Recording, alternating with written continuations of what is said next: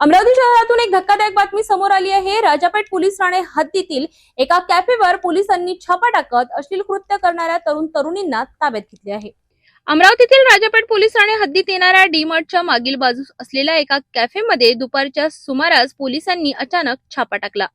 मिळालेल्या माहितीनुसार या कॅफेमध्ये खास बनविलेल्या कंपार्टमेंटमध्ये काही तरुण तरुणी अश्लील कृत्य करत असल्याची माहिती पोलिसांना मिळाली होती।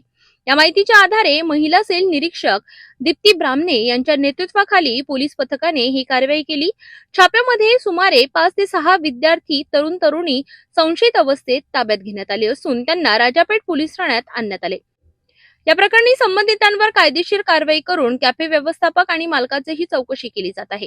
दामिनी पथकाने सलग दुसऱ्या दिवशीही कारवाई केली असून शहरात अशा प्रकारच्या घटना वाढत असल्याने पोलीस प्रशासन अधिक सतर्क झाले आहे।